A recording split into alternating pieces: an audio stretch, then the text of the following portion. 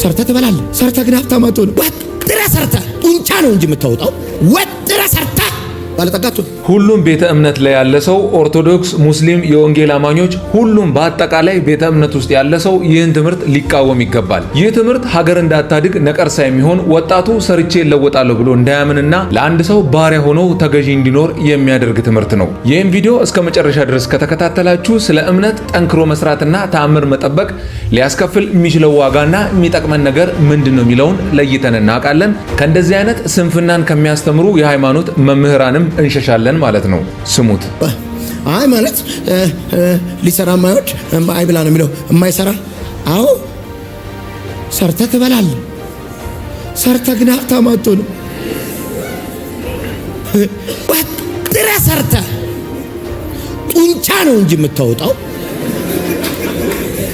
ወጥረ ሰርተ ባለጠጋ አትሆንም። ከእንቅልፉ ሲነሳ ታሪኩ የሚቀየር ሰው እንግዲህ ይህ ግለሰብ በወንጌል አማኞች ውስጥ የሚያስተምር ወይም ደግሞ የሚታወቅ አንድ ግለሰብ ነው። በጣም ታዋቂ የሚባልም ደግሞ የሃይማኖት መምህር ነው፣ በቅርብ ጊዜ ከመጡት ውስጥ ማለት ነው።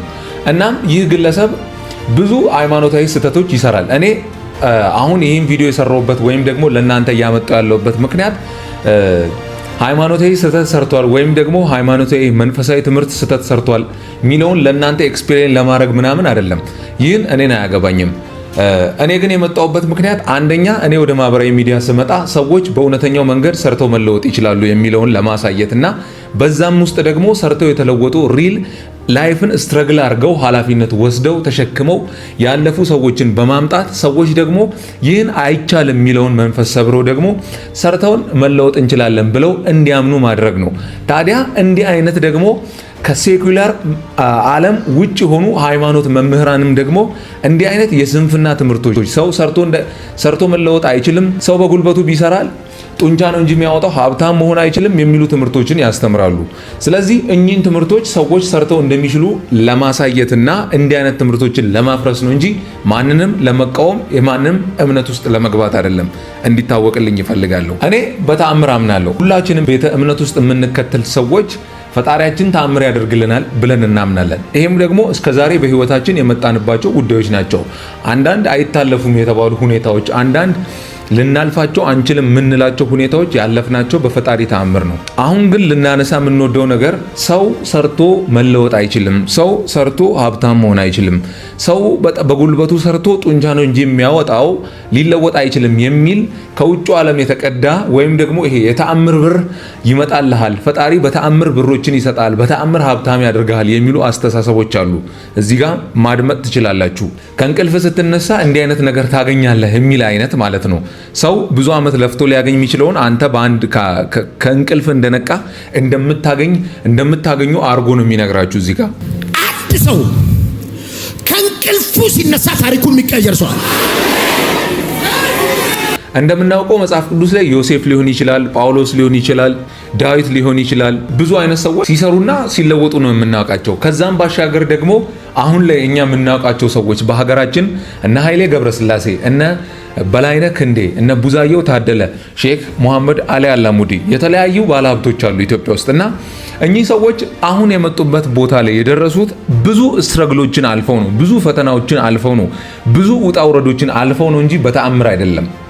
ተአምር በህይወታቸው ሊከሰት ይችላል። ከብዙ ጊዜ አንድ ጊዜ ሊመጣ የሚችል ነገር ነው ተአምር እንጂ ዴሊ በህይወታችን እየተከሰተ የኛን ህይወት ሊለውጥ የሚችል አይነት ነገር አይደለም። ልንወጣ አንችልም ካልነበት ሁኔታ ወይ ከኛ አቅም በላይ በሆነ ሁኔታ ላይ ስንገባ ፈጣሪ ተአምራቱን አድርጎ ከዛ ነገሮች ውስጥ ሊያወጣን ይችላል። አንደርስም ያልንበት ሊያደርሰን ይችላል። ነገር ግን እኛ ስኬት ማለት ሀብት ማለት ሊደረስ የሚችል በትክክለኛው መንገዱን ተከትለን ከሄድን ልናመጣው የምንችለው ነገር ነው እንጂ ተአምር የሚፈልግ አይነት ነገር አይደለም። እኚህ ሰዎች ግን የሚያስተምሩን ሰው ሰነፍ ሆኖ እንዲቀጥል ወይም ደግሞ የነሱ ባሪያ እንዲሆን ሊያደርግ የሚችል አይነት ትምህርት ነው። አሁን ለምሳሌ ኃይሌ ገብረስላሴን መጥቀስ እንችላለን። ኃይሌ ብዙ ውጣ ውረዶችን አልፏል። ገጠር ነው የተወለደው። ችግር ትምህርት ቤት በሌለበት ቦታ፣ መብራት በሌለበት ቦታ፣ ውሃ በሌለበት ቦታ ነው የተወለደው። ያን ሁሉ ስትረግል አልፎ ዳገት ቁልቁለቶችን ወርዶ ሩጫ ስፖርት ሰርቶ ሰው በማይነሳበት ሰዓት 10 ሰዓት ከሌሊቱ ምናምን ተነስቶ ነው ስፖርት ሰርቶ ከዛን ደግሞ ሀገርን ወክሎ ሩጫ ሄዶ በዛም ደግሞ አሸንፎ ባገኘው ብር ደግሞ እንደገና አሁን ቢዝነስ ሰርቶ ብዙ በህይወቱ ብዙ ውጣ ውረዶችን አይቶ ፈተናን አልፎ ነው አሁን ላይ ስኬታማ የሚባል ቦታ የመጣው። በላይነህ ክንዴንም ብናይ በጣም ብዙ ፈተናዎችን አልፏል። በ25 ብር የቀን ሰራተኝነት እስከ መስራት ድረስ ደርሶም ያውቃል። ገንዘብ አጥቶም ተቸግሮም ያውቃል። ብዙ ኪሳራዎችን በህይወቱ ገጥሞት ያውቃል። ብዙ ውጣ ውረዶችን በህይወቱ አልፎ ነው አሁን ላይ በኢትዮጵያ ደረጃ ኦልሞስት የበላይነህ ክንዴ ካምፓኒ ከ6000 በላይ ሰዎችን ቀጥሮ የሚያሰራ ድርጅት ነው። ቡዛየው ታደለንም ብንል ብዙ ፈተናዎችን አልፎ ከሀገር ተሰዶ እስከሚሄድ ድረስ መንግስት አንታቱ የሱን ቤተሰብ ሙሉ ከዚህ ሀገር እስኪያባረር ድረስ አይነት ፈተና ውስጥ ገብቶ ነበር። ግን ከዛም ተመልሶ ደግሞ አሁን ላይ ትልልቅ ግዙፍ ፋብሪካዎችን እስከ መክፈት ማዕድን ማውጫዎችን እስከ መገንባት የተለያዩ ኢትዮጵያ ውስጥ ጠቃሚ የሚባሉ በጣም ብዙ ሰራተኞችን ሊይዙ የሚችሉ ነገሮችን እየገነባ ያለው ብዙ ፈተናዎችን አልፎ ተወጥቶ ነው እንጂ በተአምር አይደለም። ሌላም ብዙ ባለሀብቶችን ልንጠቅስ እንችላለን። ብዙ ስኬታማ የተባሉ ሰዎችን ልንጠቅስ እንችላለን። እኛ እንኳን በእኛ ላይፍ ደግሞ ልናነሳ የምንችለው ነገር አሁን የደረስንበት ቦታ ላይ አሁን የቆምንበት ቦታ ላይ ራሱ የቆምነው ብዙ ፈተናዎችን አልፈን ተወተን ነው እንጂ ተአምራት በየጊዜው እየተከሰተብን በህይወታችን አይደለም እዚህ ቦታ የመጣ ነው። እናም እኚህ ሰዎች ሊያስተምሯቸው የሚችሉ ነገሮች ወይም ደግሞ ሚራክል መኒ አለ ወይም የተአምር ብር አለ፣ ድንገተኛ ወደ እናንተ የሚመጣ ነገር አለ፣ ከእንቅልፋችሁ ስትነሱ ህይወታችሁ ላይፋችሁ የሚለወጥ አይነት አድርገው ነው የሚነግሯችሁ እንጂ ስትሰሩ በፕሮሰስ ለውጥ የሚመጣው በሂደት ነው ወይም ስኬት የሚገኘው በሂደት ነው። አንድን ነገር በማሻሻል በእውቀት በመገንባት ነው የሚመጣው የሚለውን ሊነግሯችሁ ፈቃደኛ አይደሉም። ስለዚህ እናንተ አስተሳሰባችሁ ምን ይሆናል ማለት ነው? እውነትም የሃይማኖት መምህር ነው ያስተማራችሁ። እውነትም ሰው በጉልበቱ ለመብላት ለመጠጣት ካልሆነ በቀር ህይወቱን ለመለወጥ ቢሰራ አይለወጥም ተአምራትን የፈጣሪን ካልጠበቀ በቀር ብሎ ያስተምራል። እናንተ ያንን አምናችሁ ትቀበላላችሁ። ያን አምናችሁ ስትቀበሉ ምን ብላችሁ ማመን ትጀምራላችሁ? እውነትም እኔ ሰርቼ መለወጥ ካልቻልኩ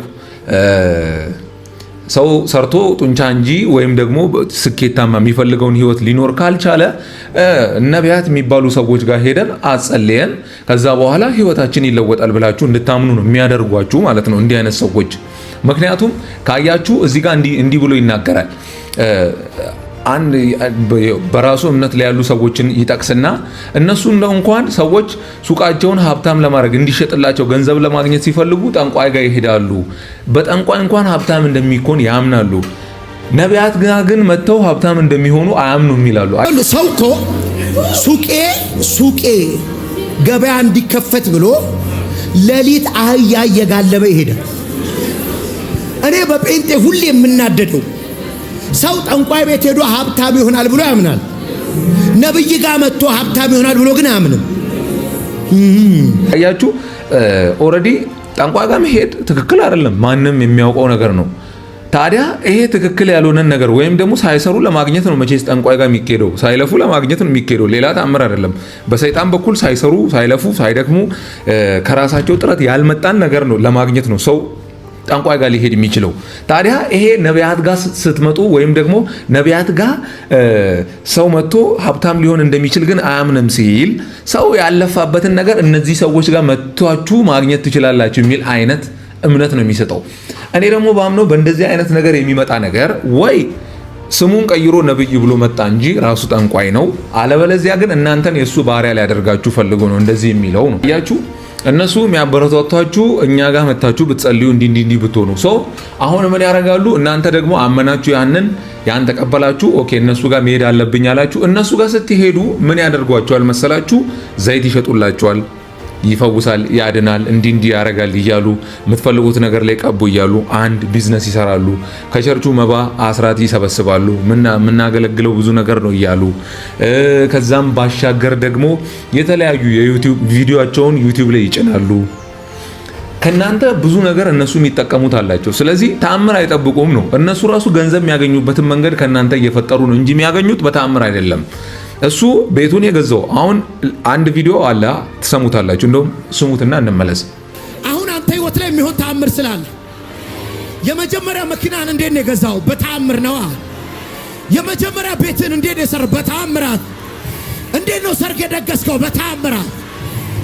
እንግዲህ እንደሰማችሁት ነው። ቤት የገዛኸው በተአምር ነው፣ ሰርግ የሰረቀው በተአምር ነው፣ መኪና የገዛኸው በተአምር ነው ይልሃል። እሱ ግን ሰርቶ ወይም ደግሞ ገንዘብ የሚገኝበትን የሚነግድበትን መንገድ አበጅቶ ገንዘቡን ካገኘው በኋላ ያደረገውን ነገር ለእናንተ ሲነግር ግን ምንድን ነው የሚለው? በተአምር የመጣ ነው ብሎ ነው የሚያስተምራችሁ። እና እንዲህ አይነት ነገሮች እናንተን ኋላ የሚያስቀር የነሱ ባሪያ አድርጓችሁ እንድትቀሩ የሚያደርግ ስራ ካልሰራችሁ መቼም እንድትለወጡ አይሆንም። ይሄ ዓለም በቀላሉ ሊመጣ በተአምር ሊሆንላችሁ የሚችል ነገር ምንም የለም። ስለዚህ ይሄ አሁን ያደረገውን ነገር ወይም ደግሞ ይሄ የሚለውን ነገር እስቲ ከናንተ ብር የሚያገኝበትን ዘይት የሚሸጠውን ከቴሌቪዥን ገቢ ከዩቲዩብ ገቢ ይሄን ሁሉ የሚያገኘውን ነገር ያቁምና ይበላችሁ። እስቲ እንደዛ በተአምር ነው አሁን ያለሁት ይበል። እያንዳንዷ ነገር ስቴፕ ባይ ስቴፕ ልትቆም እንደምትችል ያውቃል። ስለዚህ አያደርጋትም በተአምር። ስለዚህ እናንተም በህይወታችሁ ስራን ልትሰሩ ይገባል። የምታረጉትን ነገር ልትጠቀሙ ይገባል። ምክንያቱም እግዚአብሔር እጅ የሰጠን፣ ጊዜ የሰጠን፣ አእምሮ የሰጠን፣ እውቀት የሰጠን ሰርተን እኚህን ነገሮች አዋቅረን እንድንጠቀምበት ወይም ደግሞ የምንፈልገውን አይነት ህይወት እንድንኖር ነው እንጂ ተአምር እየጠበቅን እንድንኖር አይደለም። ተአምር ምንም ሳትሰሩ ቁጭ ብላችሁ እየጸለያችሁ ተአምር የምትጠብቁ ከሆነ ህይወታችሁ በጭራሽ ሊለወጥ አይችልም። የእንደዚህ አይነት ሰዎች ባሪያ በፍጹም እንዳትሆኑ። እንዲህ አይነት ሰዎች እዚህ እምነት ላይ ያላችሁ ሰዎች የራሳችሁን ህይወት እዩት። ከሱ ተመሳሳይ የሆኑ የሚያገለግሉ ሰዎች በድህነት ላይ አሉ። ለምን? በተአምር ስለማያምኑ ነው? ኖ አይደለም።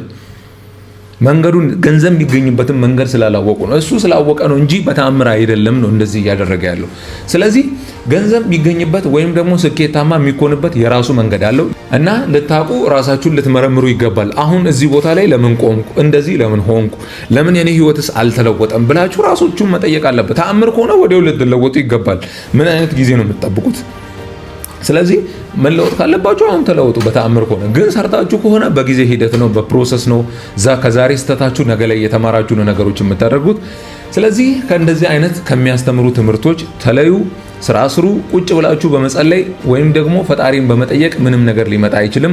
ወጣችሁ ተንቀሳቀሱ፣ ወጣችሁ አድርጉ። ስትሰሩ ደግሞ ፈጣሪ የሰራችሁትን ያህል እጥፉን ይሰጣችኋል፣ ይባርካችኋል። እንደዚህ ካልሆነ በቀር ግን ቁጭ ብላችሁ በምትጠብቁት ሰዓት የነዚህ ሰዎች ባሪያ ነው እንጂ የምትሆኑት ምንም በህይወታችሁ ለውጥ አታመጡም። የእናንተ ሐሳብ ምንድን ነው? በተአምር መለወጥ ይቻላል ወይስ ደግሞ ሰው ሰርቶ ነው መለወጥ የሚችለው ሚለውን ሐሳባችሁን ኮሜንት ላይ ጻፉልኝ። ቪዲዮ ጠቃሚ ነው ካላችሁ ላይክ እና ሼር ማድረግ እንዳትረሱ። ቻናሉንም በቀጣይ እንዲህ አይነት ቪዲዮዎች እንዲመጣላችሁ ቻናሉንም ሰብስክራይብ አድርጉ። በቀጣይ አስተማሪ ቪዲዮዎች እስክንገናኝ ድረስ በደህና ቆዩልኝ። በብልሃት እንኑር።